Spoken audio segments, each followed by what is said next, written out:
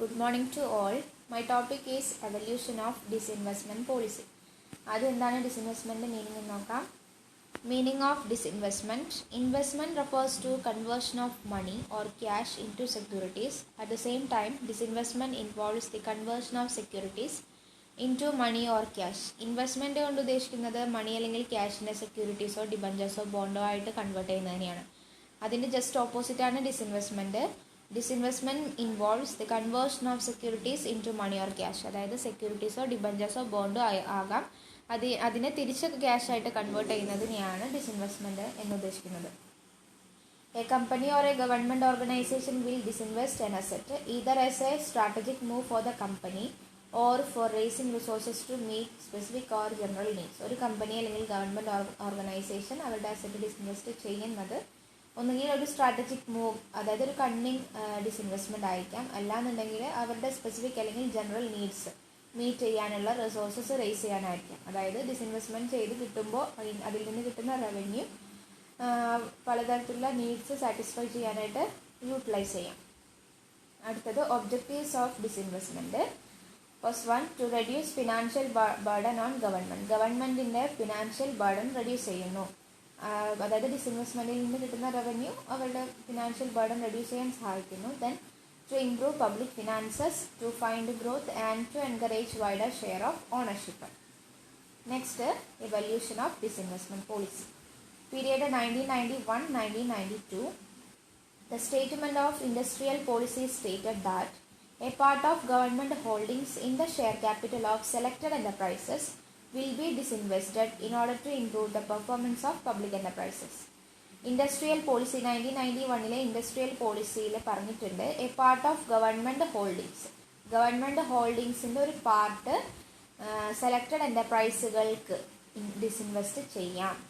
Part of government holdings in the share capital of selected enterprises will be disinvested in order to improve the performance of public enterprises. Public എൻ്റർപ്രൈസിൻ്റെ performance improve ചെയ്യാൻ വേണ്ടി. Thus disinvestment of government's equity in central public sector undertakings started in 1991-1992. അതുകൊണ്ട് തന്നെ disinvestment of government's equity start ചെയ്തിട്ടുള്ളത് ഈ പറഞ്ഞ 1991-92 എന്നുള്ള ആ ഒരു പീരീഡിലാണ്. അപ്പോൾ ഫസ്റ്റ് ഇതിൻ്റെ എവല്യൂഷൻ സ്റ്റാർട്ട് ചെയ്യുന്നത് ഇൻഡസ്ട്രിയൽ പോളിസി 1991 നിന്നാണ്. അടുത്തത്, the policy on disinvestment has evolved through statements of finance ministers in their budget speeches. Disinvestment policy evolve ചെയ്തു വരുന്നത് ഫിനാൻസ് മിനിസ്റ്റേഴ്സിൻ്റെ ബഡ്ജറ്റ് സ്പീച്ചുകളിലൂടെയാണ്. In the interim budget 1991-1992 it was announced that the government would disinvest up to 20% of its equity in selected public sector undertakings.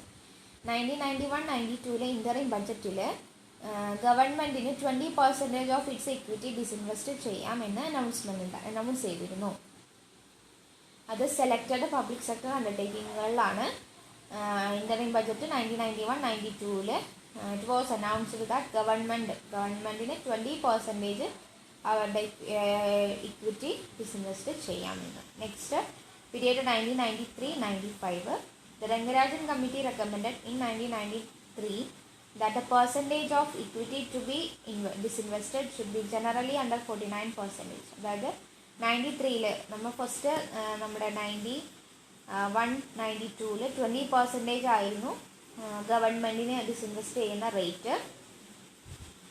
93 ആയപ്പോൾ, അതായത് Rangarajan committee അതിന് ഒരു rate increase ചെയ്യുകയാണ് ചെയ്തത്. 49% ആക്കി ഇൻക്രീസ് ചെയ്തു ഡിസിൻവെസ്റ്റ്മെൻറ്റ് റേറ്റ് 49%.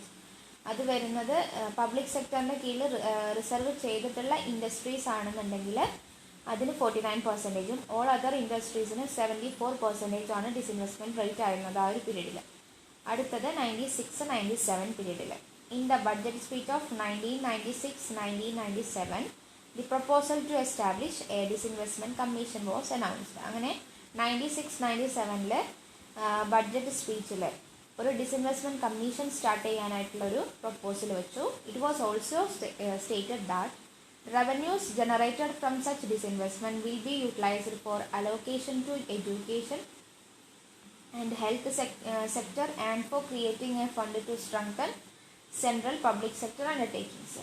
അതായത് റവന്യൂ, ഈ ഒരു ഡിസിൻവെസ്റ്റ്മെൻറ്റിൽ നിന്ന് കിട്ടുന്ന റവന്യൂസ് യൂസ് ചെയ്യേണ്ടതാണ്, എങ്ങനെയാണ് യൂട്ടിലൈസ് ചെയ്യാന്നുള്ളതാണ് പറഞ്ഞത്. അതായത് എഡ്യൂക്കേഷൻ സെക്ടർ, ഹെൽത്ത് സെക്ടർ, ഇത് രണ്ടിലും. അതുപോലെ തന്നെ to strengthen central public sector undertakings, central public sector അണ്ടർടേക്കിങ്ങുകളെ സ്ട്രെങ്തൻ ചെയ്യാൻ. അതുപോലെ തന്നെ എഡ്യൂക്കേഷൻ സെക്ടർ, ഹെൽത്ത് സെക്ടർ, ഈ 3 കാര്യങ്ങൾക്കാണ് പ്രധാനമായും ഇതിൽ നിന്ന് കിട്ടുന്ന ഡിസിൻവെസ്റ്റ്മെൻറ്റ് റവന്യൂ യൂട്ടിലൈസ് ചെയ്യേണ്ടത്. അടുത്തത് public sector disinvestment commission. It was established on 23rd August 1996 for a period of 3 years.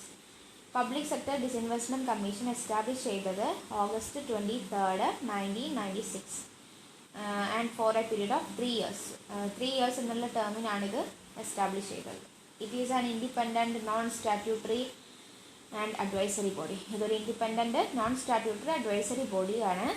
ഇനി ഇതിൽ ഇൻവോൾവ് ചെയ്യുന്ന ആളുകൾ, പബ്ലിക് സെക്ടർ ഡിസിൻവെസ്റ്റ്മെൻറ്റ് കമ്മീഷനിൽ ഇൻവോൾവ് ചെയ്യുന്നത് Shri GV Ramakrishna as full time chairman. Full time chairman ആയിട്ടുണ്ടായിരുന്നത് ശ്രീ GV രാമകൃഷ്ണ.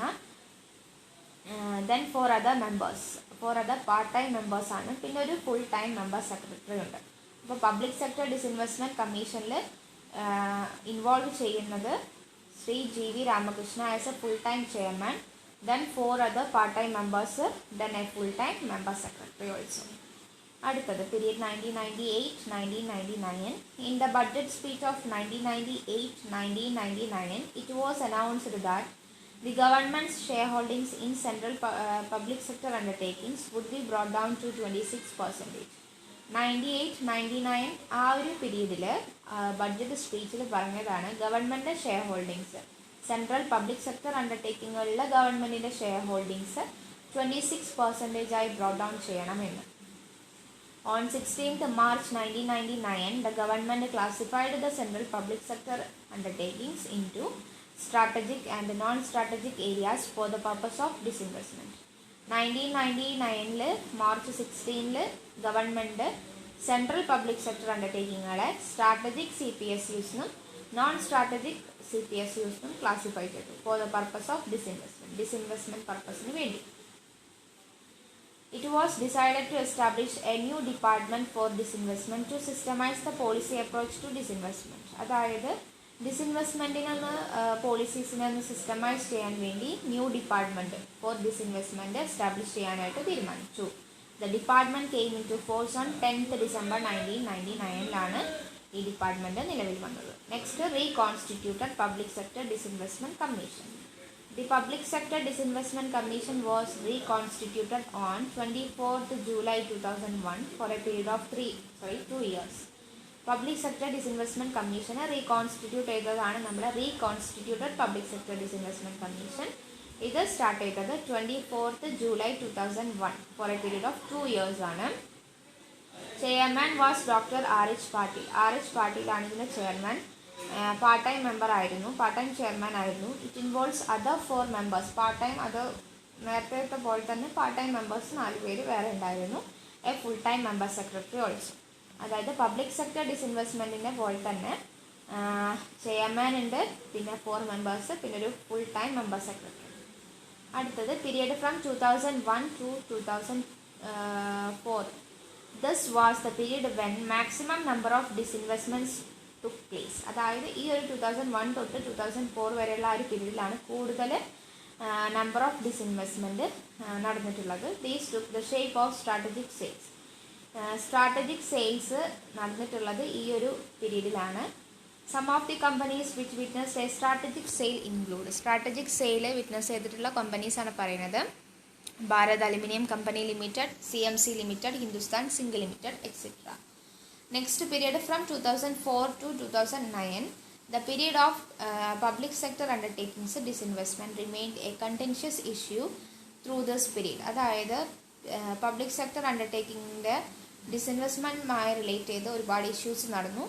അത് വളരെ ഒരു ഡിബേറ്റബിൾ ആയിട്ടുള്ള ഇഷ്യൂ ആയി മാറുകയും as a result the disinvestment agenda stagnated during this period. ഈ ഒരു പീരീഡിൽ ഡിസിൻവെസ്റ്റ്മെൻറ്റ് അജണ്ട ഇനാക്ടിവേറ്റ് ആയി മാറുകയാണ് ചെയ്തത്. In the 5 years from 2003-04 to 2008-09, the total receipts from disinvestment was very low. അതായത് ആ ഒരു 5 years 2003 തൊട്ട് 2009 വരെയുള്ള ആ ഒരു പീരീഡ് എന്ന് പറഞ്ഞാൽ ടോട്ടൽ റെസീറ്റ്സ് ഡിസിൻവെസ്റ്റ്മെൻറ്റിൽ നിന്ന് കിട്ടിയ റെസീറ്റ്സ് വളരെ ലോ ആയിരുന്നു. Next, period from 2009-10 to 2019-20. A stable government and improved stock market conditions initially led to a renewed thrust on disinvestment. അതായത് ഈ ഒരു പീരീഡ് 2009 തൊട്ട് 2020 വരെ ഒരു സ്റ്റേബിൾ ഗവൺമെൻറ് ആയിരുന്നു. അതുപോലെ തന്നെ സ്റ്റോക്ക് മാർക്കറ്റ് കണ്ടീഷൻസ് ഒക്കെ ഇംപ്രൂവ്ഡ് ആണ്. ഇത് ഈ രണ്ട് റീസൺ കാരണം ഡിസിൻവെസ്റ്റ്മെൻറ്റിലുള്ള ത്രസ്റ്റ് റിന്യൂ ചെയ്യാൻ സാധിച്ചു. Government started the process by selling minority stakes in listed and unlisted PSUs. Government minority shares listed ആയിട്ടും അൺലിസ്റ്റഡ് ആയിട്ടുള്ള PSUസിൽ സെല് ചെയ്യാൻ തുടങ്ങി. In 2016 NITI Aayog was replaced by the disinvestment commission.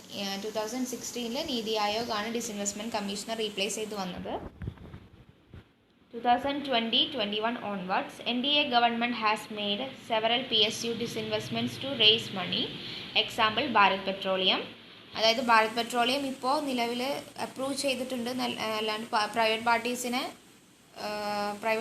കിട്ടിയിട്ടില്ല. അതായത് ഡിസിൻവെസ്റ്റ്മെൻറ്റ് നടന്നിട്ടില്ല, ഇപ്പോൾ അപ്രൂവൽ ആയിട്ടുണ്ട്. The NDA government has set an ambitious disinvestment target. NDA ഗവൺമെൻറ്റിന് അംബീഷ്യസ് ഡിസിൻവെസ്റ്റ്മെൻറ്റ് ടാർഗറ്റ് ഉണ്ട് എന്നാണ് പറയുന്നത്.